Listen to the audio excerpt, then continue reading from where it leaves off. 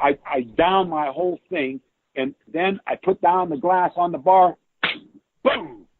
He jumps about 3 feet in the air, and he turns around, and I'm bracing. I'm thinking he's an old guy, but like I said, he's a thick SOB, and he was known to sucker punch, and so I'm ready for it. And he's back, and his ass is shaking. He's grabbing bottles, and he puts about 4 or 5 bottles down on the table. He starts pouring drinks, and we just start drinking them down. Oh my goodness! And that was it. And I couldn't walk the next morning. I did go to a barn party with him, and I only have vague memories of it. But he wanted to see me the next morning for coffee and donuts, and I told him to hold on to donuts, just the coffee. I was family, and so we go and we get it done in about a half an hour. I mean, it's literally the whole thing. And but no one, I don't think, ever drank with him to try to get a deal done. I don't think anyone. And to me, I figured I was going nowhere anyway. And I was so pissed. I spent my own money and my own time, and I was out there and wasting all that time.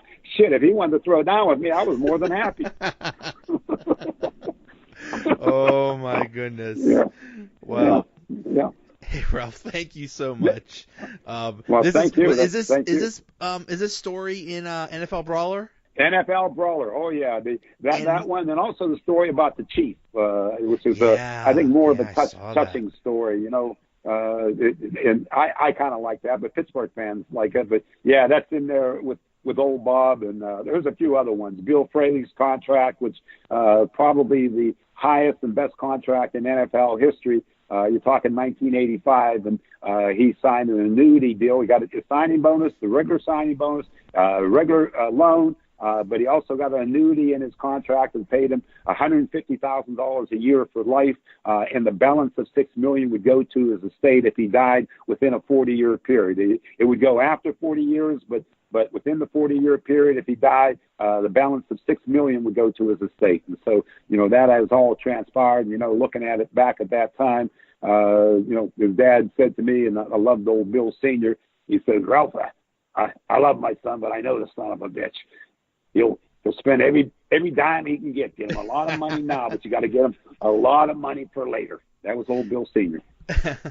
And people talk about the Bobby Bonilla contract that they did something similar years later, and yeah, they copied it because but Bonilla is still getting paid, but yes. So they copied that from you, huh? Yes, that was all done then. And of course, theirs was in baseball, which had a whole. There was a lot easier. Billy Frelick was the second pick in the draft. That means the only leverage we had was bluffing. That those were our cards. I mean, there was no place to go and nothing to do. But it was able. Bruno Sammartino, it made the difference. He attended our last meeting in which we were going to use Billy to go into professional wrestling, just enough to make 6 figures. We had a verification that could be done. Was it the thing you wanted most? Maybe Billy. Billy loved the hell out of that stuff. So who knows? But that was used as leverage there, and that's another story in NFL Brawler. Amazing. Two Italian American legends, huh? Teaming up to get Bill Frey some more money, huh? Yeah, it only took a letter to Bruno. I even have the letter, just asking him for his help for Billy Frelick, and I used to go to the School of the Blind in Oakland with Bruno, and of course I was just a player there at Pitt, and it was an honor to be called over there. Bruno did it all the time, just out of the goodness of his heart, and everybody loved him. And it was, there weren't any cameras around, wasn't any newspapers or nothing like that. It was just Bruno in there, assimilating with all of the young kids, and all of them just being so thrilled to have him in their presence. And it was just it's a feeling now when I look back on. I can't forget what it was like and how it felt. He's a legend in Pittsburgh, and he's a legend among Italians. My parents are Italian. They came over from Italy, and they adore Bruno. It was just.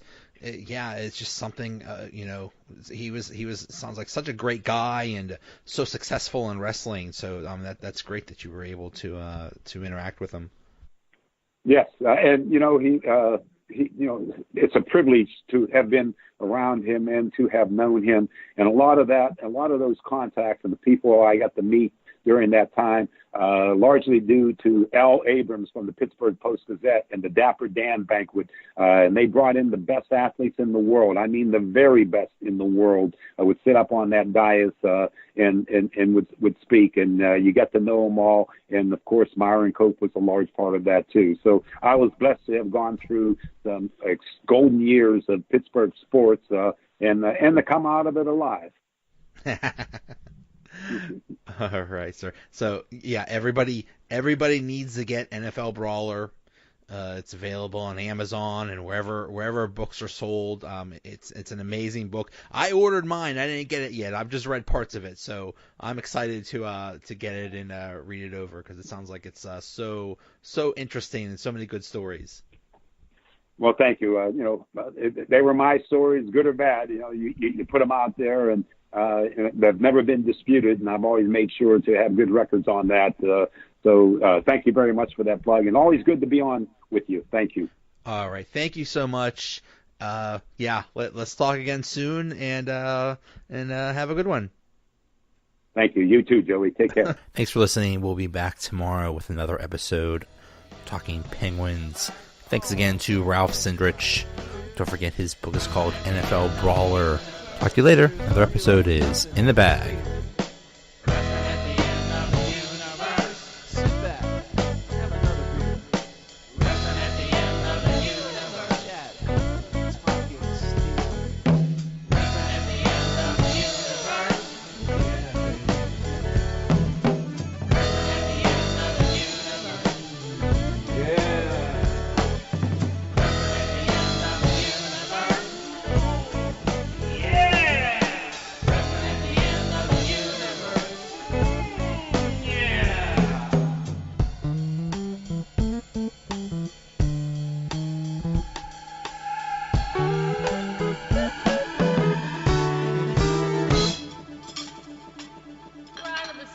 More coffee?